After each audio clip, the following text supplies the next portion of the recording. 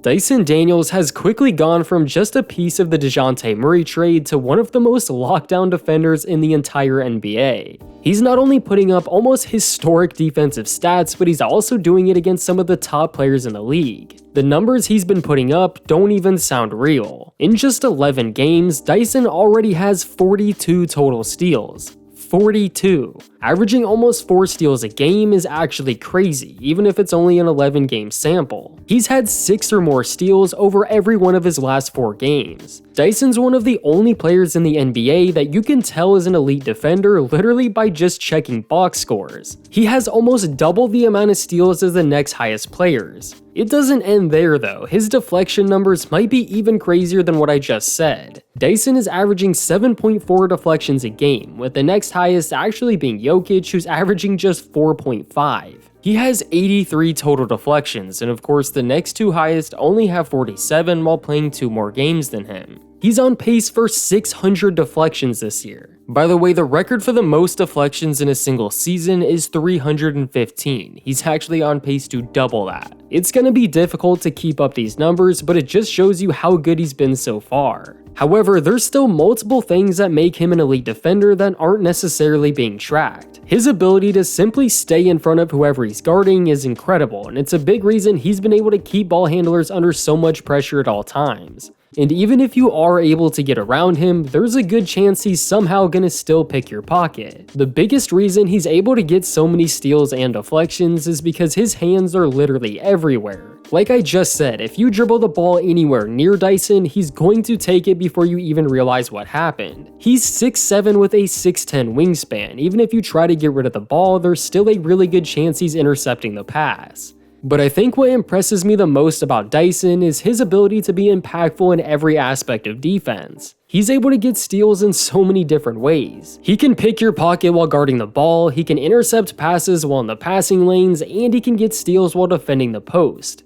No matter where he's at on the floor, he's a threat at all times. There aren't many players that are in that category. And because of his height, he can also block shots when he needs to. He's one of the most versatile defenders in the entire league. He's one of those players that you would hate having to go up against, but you would love to have him on your team. I don't know if he's the best perimeter defender in the league yet, but he's definitely getting there. Dyson is such a good defender that it doesn't even matter if he doesn't really contribute a whole lot on offense. But that's actually what makes him an even better player than he already is. Dyson can give you all NBA defense while putting up really solid numbers on offense as well. He's averaging just over 15 points a game, which is one of the highest on the Hawks roster right now. Not only that, he's averaging 4 rebounds and 3 assists a game while shooting almost 50% from the field, which just shows how much of a complete player that he is. The only aspect of his game that isn't there yet is his 3-point shot. And I'm gonna be honest, he's a semi-consistent 3-point shot away from receiving a pretty massive contract. He's currently about a 30% 3-point shooter, which isn't awful, but it's not good enough to truly be a threat from that range. However, he is taking 4 a game in Atlanta's offense, which is a decent amount. You can still be somewhat of a threat as long as you're willing to take the 3. You don't have to make them at a super high clip, you just have to be at least willing to take them. This is something you're seeing right now with a guy like Anthony Davis. He's not taking a ton more 3s per game, but he's a lot more willing to shoot the 3, and he isn't hesitating like he was before.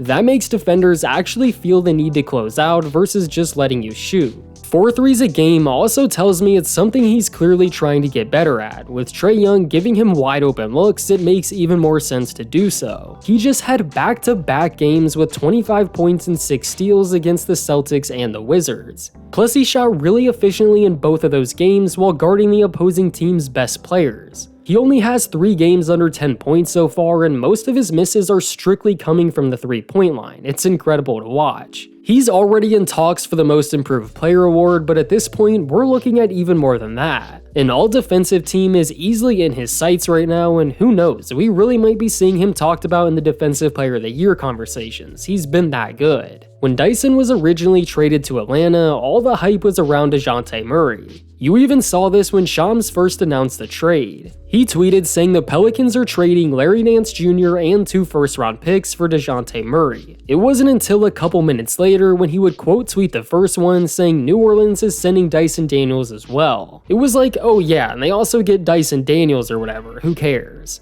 So the fact that he would end up being the most important piece they got is hilarious. Someone even made a poll under that tweet asking people who they thought won the trade, and over 76% said the Pelicans won.